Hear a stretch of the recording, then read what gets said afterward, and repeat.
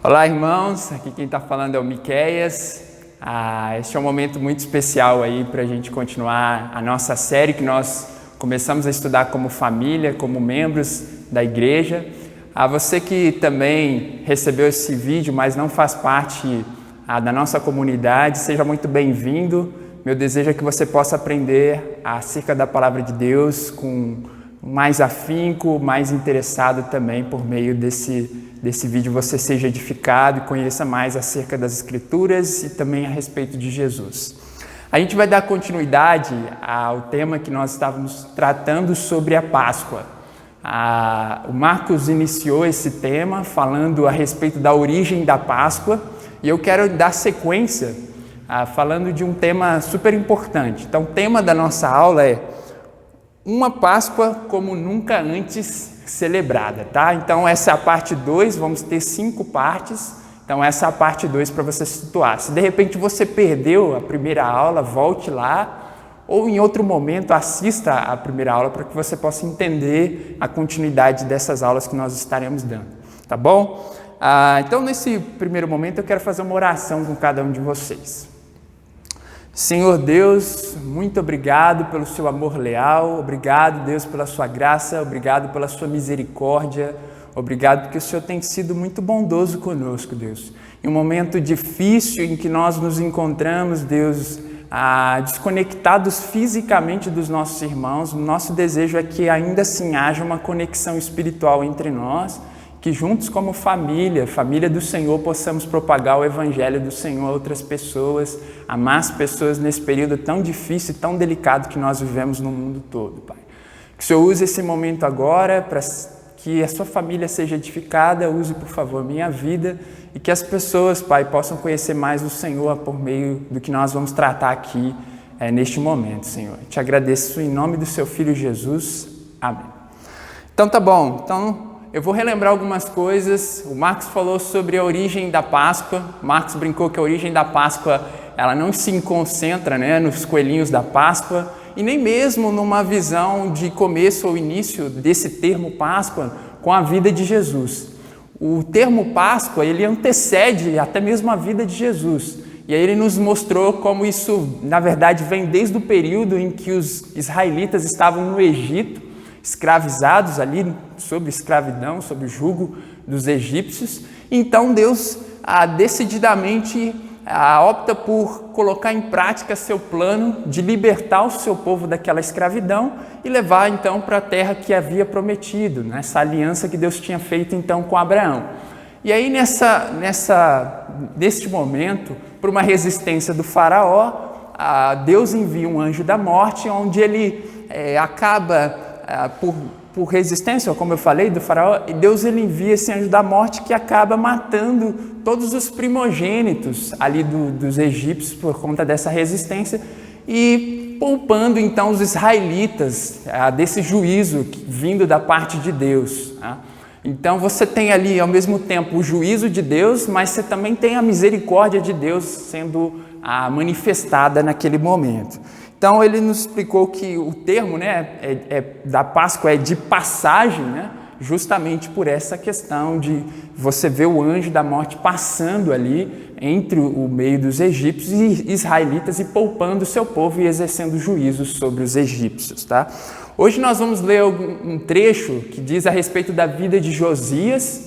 A gente vai conhecer mais a fundo quem foi esse rei Josias e vai conhecer que nesse reinado de Josias o povo celebrou a Páscoa de uma maneira extraordinária, como não acontecia há muito tempo em Israel. E a gente vai entender o que levou esse povo a comemorar a Páscoa de tal maneira, de uma maneira tão incrível e tão vibrante. Então a gente vai acompanhar esse trecho. Mas antes, propriamente dito, de nós entrarmos na história do rei Josias e do povo israelita nesse período, eu acho que é importante para aqueles que nos visitam nessa live, ou melhor, nesse vídeo, se situarem a respeito de uma história, de um drama maior que as Escrituras tratam. E qual que é esse drama maior? Para nós cristãos, talvez nós estejamos habituados com essas coisas. Que nós tínhamos uma relação no Éden, nós, a humanidade, estávamos em Adão, com Adão e Eva nesse sentido, eram nossos representantes, nós tínhamos uma relação direta de afetividade com Deus, lá era nosso lar original. No Éden foi o lugar que Deus estabeleceu para esse tipo de relação. E aí, devido ao pecado humano, devido a uma decisão humana de querer viver a parte de Deus, para além de Deus, o homem ele se aliena de Deus, devido ao pecado. Então ele sai de um estado e vai para um exílio, uma espécie de exílio, de um afastamento diante desse lar estabelecido por Deus, esse lar seguro, esse lar perfeito que Deus havia feito para o seu povo. E o que acontece nesse sentido? Por nós se afastarmos da presença de Deus, os desdobramentos disso foram horríveis, foram avassaladores, foram terríveis, Você vê o início da morte, você vê o início da doença, você vê o envelhecimento. Todas essas são circunstâncias ocasionadas por essa decisão do ser humano, de se afastar de Deus, da presença de Deus.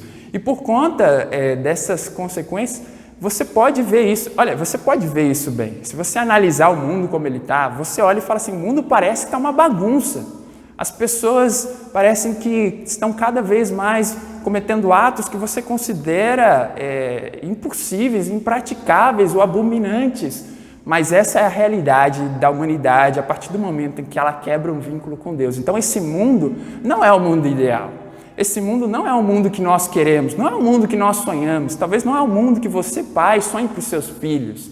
Mas este é o mundo que agora se encontra por uma consequência de um afastamento da vida humana diante de Deus. Então, espero que você entenda isso. Por isso que você vê escrituras que dizem a respeito disso, você vê salmistas falando, que o único lugar em que ele encontra repouso, o único lugar que ele encontra descanso, que a alma dele se aquieta, porque há uma inquietude com este mundo e com as coisas que estão acontecendo, é quando ele vai para o Senhor. Você pode ver isso em Salmos 91, do 1 ao 2, você vai ver o salmista falando sobre isso. Agora a gente vai entrar propriamente dito na história do rei Josias. Por favor, abra a sua escritura, sua Bíblia, na escritura de 2 Reis, capítulo 22, do verso 1 ao 3. 2 Reis, capítulo 22, do verso 1 ao 3, diz assim, 1 ao 13, diz assim, Josias tinha 8 anos de idade quando começou a reinar e reinou 31 anos em Jerusalém. O nome de sua mãe era Jedida, filha de Adaías, ela era de Boscate. Ele fez o que o Senhor aprova e andou nos caminhos de Davi, seu predecessor, sem desviar-se nem para a direita e nem para a esquerda. No 18º ano do seu reinado, o rei Josias enviou o secretário Safã, filho de Azalias e neto de Mesulão, ao templo do Senhor, dizendo, vá ao sumo sacerdote Ilquias e mande-o ajuntar a prata que foi trazida no templo do Senhor, que os guardas das portas recolheram do povo. Eles deverão entregar a prata aos homens nomeados para supervisionar a reforma do templo, para poderem pagar os trabalhadores que fazem os reparos no templo do Senhor, os carpinteiros, os construtores e os pedreiros. Além disso, comprarão madeira e pedras lavradas para os reparos do templo, mas eles não precisarão prestar contas da prata que lhe foi confiada, pois estão agindo com honestidade. Então o sumo sacerdote Ilquias disse ao secretário Safã, encontrei o livro da lei no templo do Senhor. Ele o entregou a Safã, que o leu. O secretário Safã voltou ao rei e lhe informou, teus servos entregaram a prata que havia no templo do Senhor e a confiaram aos trabalhadores e aos supervisores no templo. E o secretário Safã acrescentou, o sacerdote Ilquias entregou-me um livro. E Safã o leu para o rei.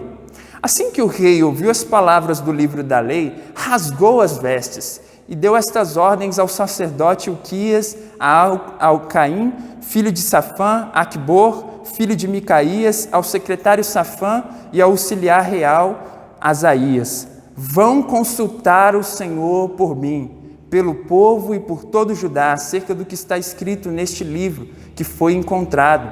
A ira do Senhor que contra nós deve ser grande, pois os nossos antepassados não obedeceram às palavras deste livro, nem agiram de acordo com tudo o que nele está escrito ao nosso respeito.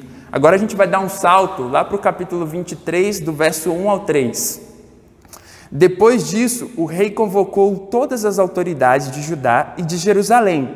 Em seguida, o rei subiu ao templo do Senhor, acompanhado por todos os homens de Judá, todo o povo de Jerusalém, os sacerdotes e os profetas, todo o povo, dos mais simples aos mais importantes.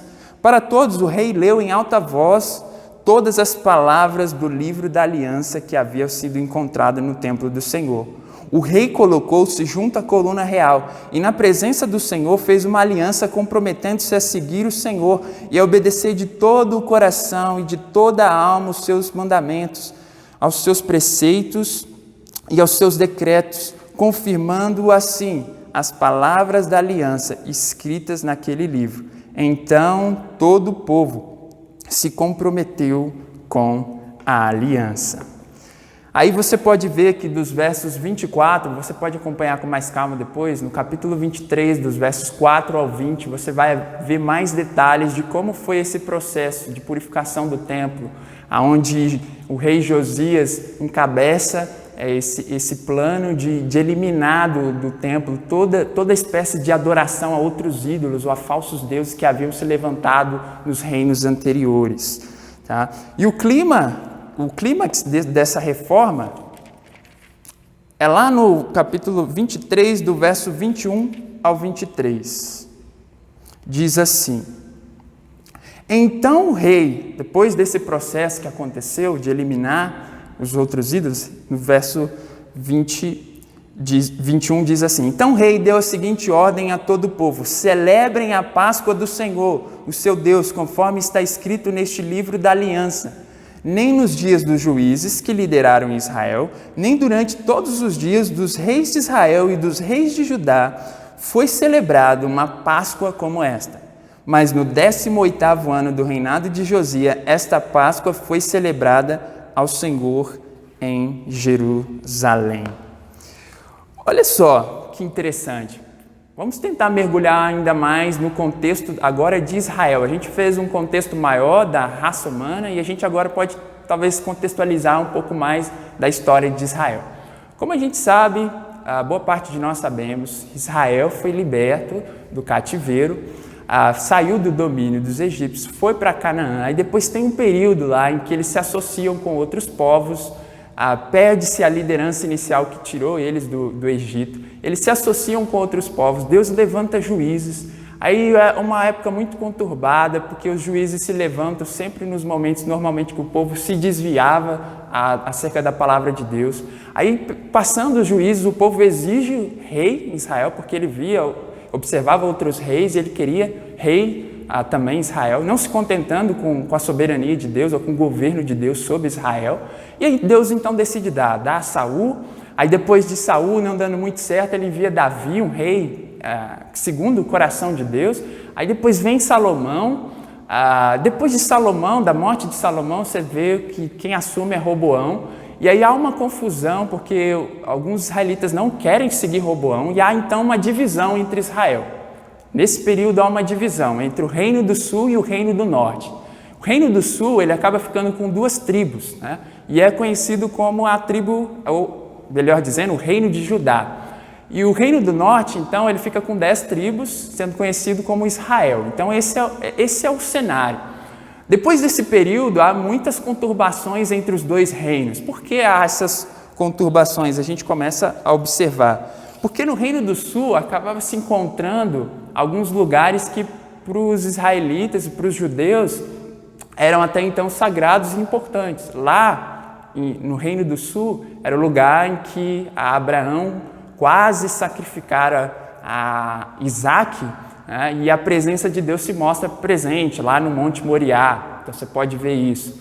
Você vê o que no Reino do Sul também, aonde Deus levanta Salomão para edificar um templo onde Deus decididamente fez habitar o seu nome, a presença especial nesse sentido de consulta, onde o povo poderia se sentir próximo a Deus. Então era lá no Reino do Sul que havia isso. E no Reino do Norte, então, se levantou um rei super orgulhoso. O nome desse rei é Jeroboão. E aí, então, Jeroboão, entendendo que esses locais de adoração e não querendo que o Reino do Norte se associasse com o Reino do Sul, ele, então, decide quebrar esses laços por orgulho, por vaidade também, e constrói altares no seu próprio domínio. Então ele substitui, olha, vocês não precisam mais ir em Jerusalém adorar a Deus ou cultuar a Deus. Agora eu estou construindo altares porque este é o Deus que tirou vocês do Egito. Então ele inventa uma espécie de adoração que não tinha sido orquestrada, não tinha sido ordenada por Deus. E aí, então ele constrói altares, sacerdotes, consulta, chama sacerdotes clandestinos, promove cultos que são clandestinos, que não foram estipulados por Deus. O problema, então, ficou ainda maior quando o Reino do Norte ele foi dominado pelos assírios. E aí, depois desse momento, a Assíria ela começou a ganhar um vasto território, e isso também acontece no território do Reino do Norte. E aí, então, há uma grande mistura entre os assírios e os israelitas até então. E aí é daí que nascem os samaritanos, que a gente percebe que há uma certa rixa entre samaritanos e judeus. É daí que nasce, porque o que é o samaritano? É uma mistura de etnias entre assírios e israelitas. E o que acontecia com os samaritanos e era comum no Reino do Norte? Há uma mistura muito grande entre as coisas de Deus, ou os cultos de Deus, com outros cultos dos assírios, a deuses pagãos, a Balaão, a Moloque. Então havia uma mistura, um sincretismo muito grande. E aí a gente começa a entender essa rivalidade entre os judeus e os samaritanos também. Então, esse foi um momento muito complexo de Israel. Não foi um momento fácil, foi um momento de várias conturbações. Depois do rei Jeroboão, houveram vários reis que continuaram nesse mesmo ritmo e que incitaram o povo a se afastarem de Deus, a se desvincularem a sua história. Eles fizeram o povo, aos poucos, ir perdendo a sua identidade, o seu conhecimento acerca de quem era Deus, do que Deus havia feito. Havia uma mistura muito grande, então foi se perdendo o real ensino que vinha de Deus anteriormente. E foram muitos os reis, como eu falei, que não temeram a Deus. E aí, então, nesse sentido, Deus decide levantar uma criança, que é a história que nós estamos vendo agora. Deus levanta uma criança de 8 anos de idade. Claro que ele não deve ter tomado grandes decisões durante esse período, sobre orientação de outras pessoas, possivelmente. Mas o fato é que, a partir dos 16 anos de idade, Josias começa a conhecer ao Deus verdadeiro, o nosso Deus Todo-Poderoso. E à medida que ele vai conhecendo a Deus, ele já começa a fazer algumas reformas, ou tirar alguns postes, alguns ídolos sagrados de Jerusalém e aos seus entornos ali. E aos 20 anos de idade, então, ele decide também fazer uma reforma no templo. Ele faz uma coleta, como nós observamos nessa história, entre o povo, que entrega ao sacerdote Hilquias. E então o sacerdote, no momento em que ele iria pegar essas ofertas que foram dedicadas no templo e levar então para os trabalhadores executarem essa obra, ele se depara com algo impressionante. E o que é que ele se depara? Ele se depara com um rolo. Ele se depara com um rolo aonde diz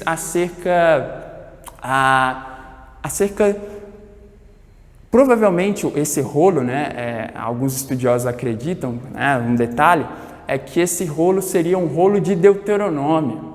Ali então ele encontra termos ou pactos de Deus para o povo naquele momento. Então, Hilquias entrega isso a Safã, que era o secretário ou escrivão, ele lê isso para o rei. E à medida que ele começa a ouvir, possivelmente, os estudiosos, como eu falei, mencionam que parece ser pela estrutura, pela estrutura que está acontecendo ali naquele momento, das reações de Josias, dá a entender que é o livro de Deuteronômio. E aí então ele começa a ouvir isso, se constranger. Ele se quebranta, ele se lamenta, ele rasga suas vestes quando ele se depara com a palavra de Deus, porque ele começou a entender quais eram os termos da aliança de Deus. Ele começou a entender, Josias, que Deus estava cumprindo com a sua parte da aliança com o seu pacto que havia sido feito entre Deus e Israel. Mas o povo estava muito distante, anos-luz daquilo que Deus sonhava e esperava, como procedimento a ser seguido, né? Aqui está acontecendo o que a gente pode, a título de comparação, pensar no que ocorreu depois de um período com a Reforma Protestante, para nós, né, tempos atrás, com a Reforma Protestante com Martinho Lutero. O que foi a Reforma Protestante, irmãos? Claro, em termos mais simples e resumidos, mas você vê um homem, né, que foi levantado, acredito eu, por Deus, para questionar alguns dogmas, algumas coisas, porque o povo ele não tinha acesso às Escrituras, só um grupo muito específico, eram os clérigos, né, aqueles que estudavam para ser bispos, padres. Então, era uma classe muito restrita e o povo comum não tinha muito acesso, a língua também não facilitava, não eram muitos que tinham acesso. O fato é que quando Lutero ele começa a redescobrir o Evangelho de Deus, a Palavra de Deus, ele também faz essa associação. Nós estamos realizando coisas ou seguindo doutrinas ou preceitos que são de homens, que não são bíblicas, que não são verdadeiras. E aí, nesse momento, há um constrangimento, né?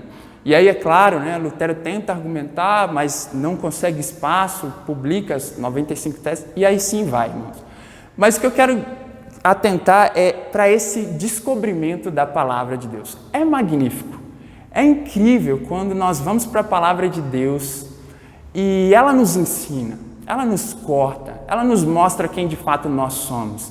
Se você observar em Hebreus capítulo 4, do verso 12, diz exatamente isso. Diz exatamente isso, que a Palavra de Deus ela é viva, ela é eficaz, ela tem um efeito profundo, penetra os nossos corações. Então, quando isso ocorre, há uma ação espiritual por trás disso, mas quando isso ocorre, a Palavra de Deus ela tem essa capacidade de ir até o íntimo dos nossos corações e nos fazer lembrar acerca da Palavra de Deus e quem nós somos também. Então, como é importante nós relembrarmos os termos do pacto de Deus? É importantíssimo, né? O problema, então, da amnésia, o problema do esquecimento, ele é algo real em nossas vidas. Se você deixa de ouvir a palavra de Deus, se você deixa de ouvir as narrativas acerca do plano da salvação, o que Deus fez para ir ao encontro do ser humano, o que Deus fez para ir ao encontro de você, porque a história dos judeus, a história dos israelitas é a nossa história também. É a nossa história de salvação, é um início ali importante da nossa caminhada. Então, se você deixa de lembrar dessas coisas, você abre um espaço para a criação de falsos deuses. Isso é real. Se você tem um lapso na sua memória, você começa a criar falsos deuses, que vão dar para você falsas promessas, vão trazer para você falsas esperanças, falsas ideias, né, acerca dessas coisas, né? Por que geralmente a gente cria falsos deuses? Porque nós fomos feitos para adorar a Deus. Você e eu, nós fomos criados para adorar. Se você não adora a Deus, é bem óbvio, a Bíblia nos aponta que é bem óbvio que você vai criar falsos ídolos, vai trazer para a sua vida falsos ídolos. É exatamente isso que você observa Paulo falando em Romanos 1, né? Que a humanidade ela trocou a Deus por algo que não é absoluto, por algo relativo. Então a humanidade trocou as coisas criadas, né, pelo Criador. Isso deve ser um alerta, um ponto de alerta para nós, né? Se nós estamos de fato lendo as Escrituras ao ponto de não dar espaço para que os falsos deuses dominem os nossos corações, dominem as nossas afeições, dominem o nosso tempo, a nossa energia, né? Que deem sentido para a nossa vida fora de quem Deus é. Então, todas essas coisas, eu acredito que são espaços e brechas que às vezes nós damos por alimentar falsos ídolos em nós. E hoje a gente tem uma ideia de ídolos diferente do que o povo de Israel tinha, né? Você tinha estatuetas que prestavam a cultos, né, a estatuetas, mas hoje é um pouco mais sofisticado os deuses que nós vamos criando, né? Talvez para você um possível Deus seja o dinheiro, né? Talvez para você um possível Deus seja o sexo, seja a sua carreira, Você não consegue imaginar quem você seria se você não for aquela pessoa, não tiver aquele título, não se formar naquela universidade. Talvez os ídolos que nós vamos alimentando sejam mais sofisticados, mais novos, né? Mas note, como a gente falou, todas essas coisas, todos esses deuses, eles não são absolutos, né? Só Deus é um Deus absoluto, que não nos decepciona. Essas coisas tendem a nos decepcionar em algum momento. Na verdade, se você cria toda a sua esperança no dinheiro, talvez no período que você está vivendo agora, você está vendo que o dinheiro ele não é tudo, né? Tem pessoas passando por dificuldade mesmo com uma situação financeira interessante, enfim, ou uma pessoa rica. Então, em algum momento, essas coisas vão se mostrando fracas, frágeis, que não se sustentam. Sexo, relacionamento, isso você pode ver que tende a se desfazer, se esvai. Por isso que vale a pena nós seguirmos aquele que é um Deus absoluto, né? Que não, de fato, nos decepciona. Então, pergunte a você mesmo. Faça um desafio a você. Pergunte a você mesmo. Você está se devotando às outras divindades? Tem algo dentro do seu coração que você está alimentando, que você dedica energia, que você dedica força para além de Deus, né? Tem algo assim na sua vida? O que nós observamos aqui é que, de fato, houve uma verdadeira conversão, tanto em Josias como no povo. O povo se converteu de fato, né? E a gente pode pensar na conversão de uma forma muito legal. Tem um filósofo judeu, Martin Buber, e que ele fala a respeito da conversão. Estava ouvindo um pouco acerca disso. E ele fala da conversão de um modo diferente, como nós estamos acostumados e habituados, talvez, a pensar em conversão. Por quê? Normalmente nós pensamos em conversão em você tirar um Deus falso e você colocar um Deus verdadeiro. Mas isso ainda em si não é conversão. Você trocar um Deus falso, colocar um Deus verdadeiro, mas se você não muda a relação que você tem com esse Deus verdadeiro, ou seja, se você mantém essa relação, você ainda não passou pelo processo da conversão. Então, o que eu quero dizer, mais ou menos, em outras palavras, é que a gente precisa mudar a maneira como nós nos relacionamos com Deus. Não basta a gente mudar, trocar, tirar um, colocar outro no lugar. A gente precisa mudar a maneira como a gente se relaciona com Deus. E normalmente ele diz que a maneira como nós se relacionamos com Deus é uma espécie de manipulação. A gente manipula a situação. Então, as pessoas oferecem aos seus deuses ou às suas divindades oferendas, sacrifícios, todas essas coisas com um único desejo, satisfazer não a divindade, mas a si mesmo. Então, para essas pessoas, seus deuses não é determinadas coisas, ou as divindades, ou seja lá o que ela pensa, o Deus delas são elas mesmas, porque elas estão pensando somente no seu próprio benefício. Não tem como a gente se desvincular disso. A gente precisa ir para a palavra de Deus para se libertar de fato, porque a palavra ela denuncia nossos falsos deuses. A palavra de Deus ela é capaz de avaliar isso, os altares que nós estamos cultivando, as adorações que nós estamos tendo. E esse encontro real com a palavra de Deus às vezes nos incomoda de fato. Incomoda muito, incomoda demais. Então, nós não nos libertamos desses falsos deuses enquanto a palavra de Deus não confrontar. Às vezes nós somos extremamente seletivos com a palavra de Deus. A gente pega coisas que nos agradem, que não nos confrontem. Mas, irmãos, a verdade de Deus, ela confronta-nos. Confronta nosso caráter, ela confronta com os nossos falsos deuses. Por isso, por vezes, incomoda mesmo. Agora, é importante para a gente pensar se existe de fato alguém competindo com o Deus Trino. Existe alguém que possivelmente está com uma devoção regular? Existe alguém que você ama absurdamente, que você dedica tempo, que você dedica trabalho, que você dedica esforço? Talvez nesse momento de crise agora, irmãos, falsos deuses têm sido revelados na sua vida.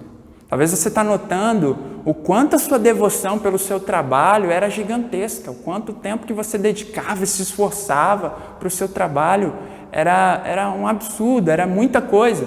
E talvez tenha se mostrado tão pequeno.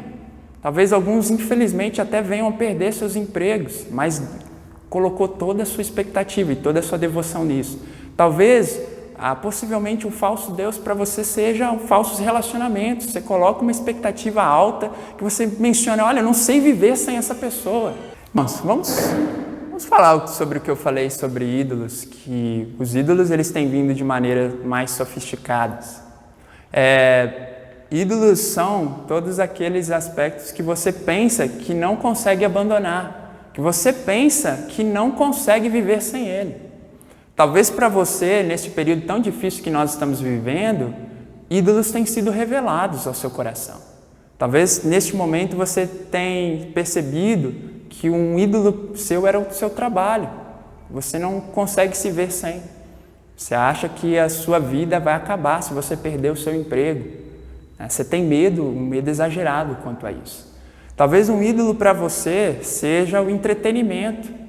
Você não consegue viver sem ver a última série, sem ver todas as séries do mundo. Para você não tem sentido a vida se você não vê essas coisas. Talvez um ídolo para você, jovem, seja a pornografia.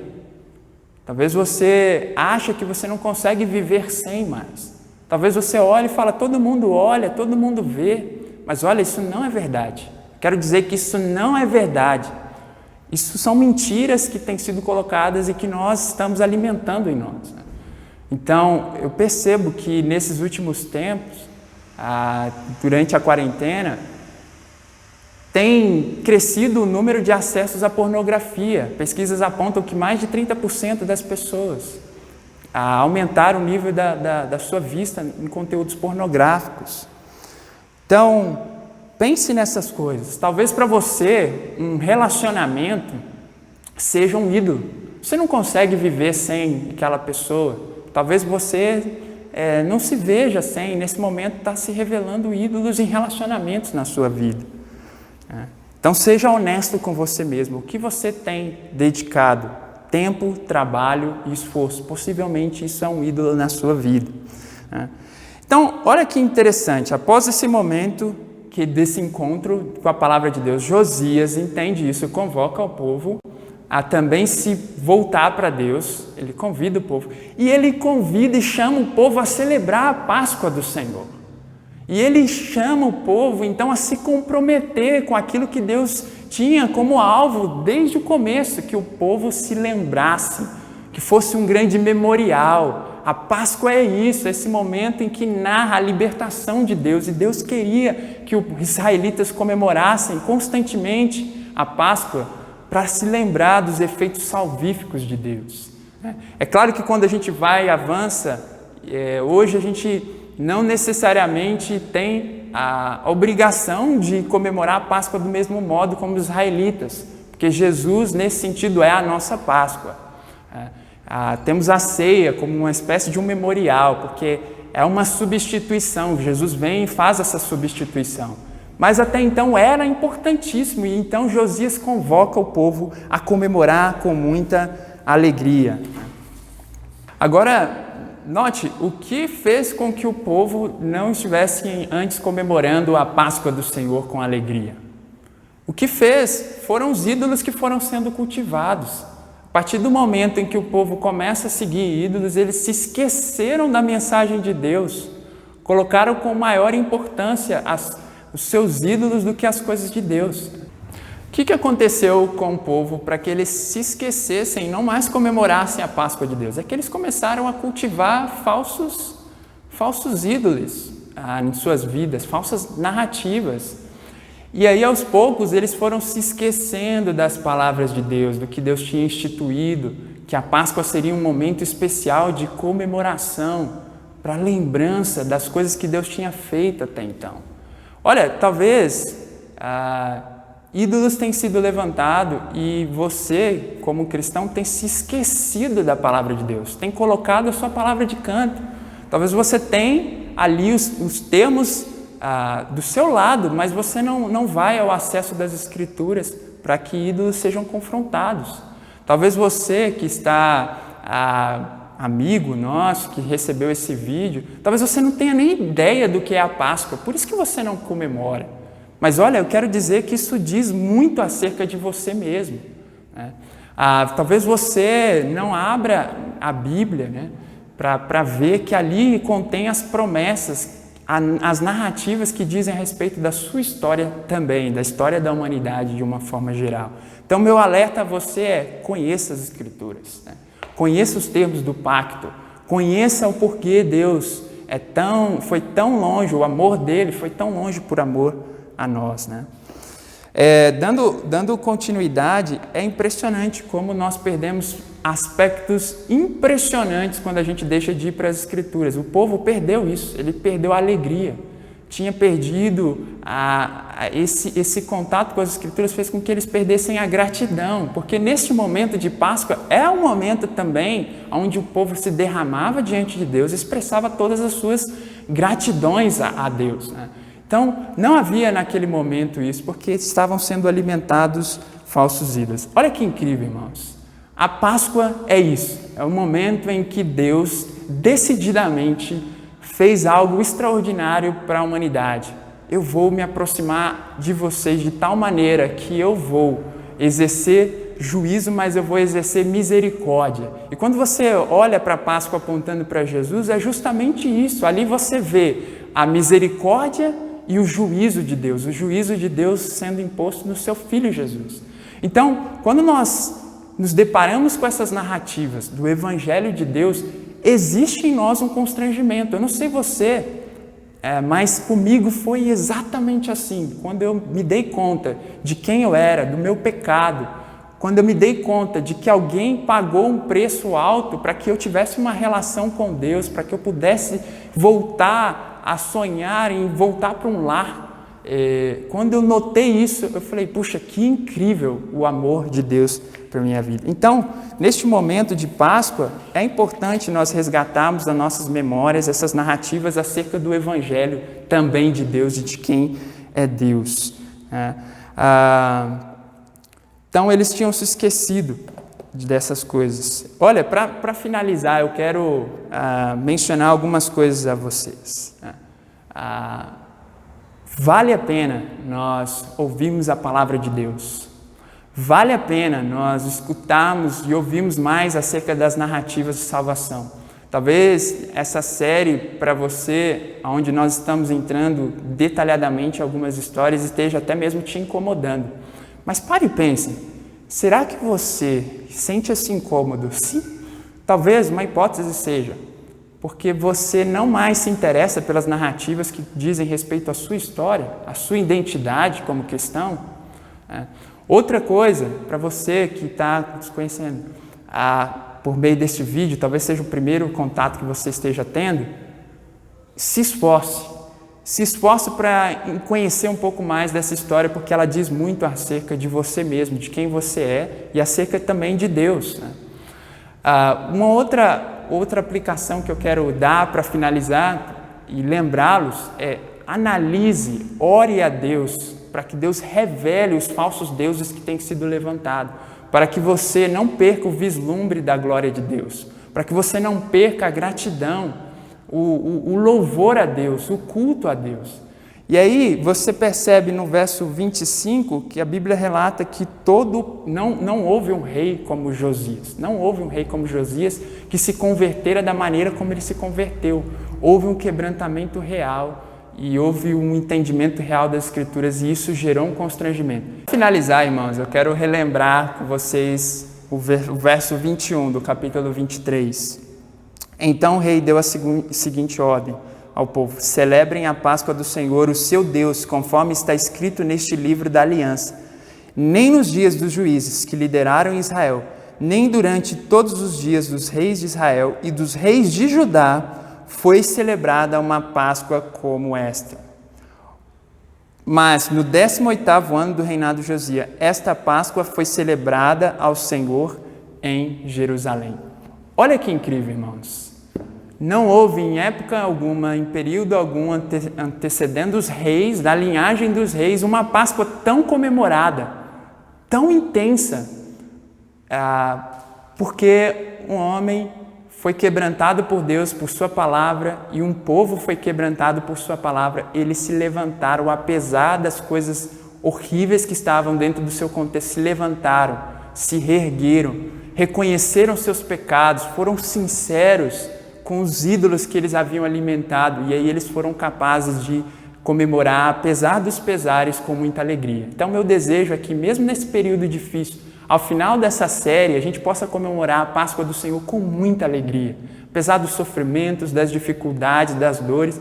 Por que nós podemos celebrar com alegria? Porque nós sabemos que nós temos um Deus que nos ama, que cuida de nós, que lá do início se aproximou de nós para se restabelecer com nós, por uma decisão nossa de se afastar, mas Deus foi ao nosso encontro. Então que a gente celebre a Páscoa do Senhor no final com muita alegria. Amém?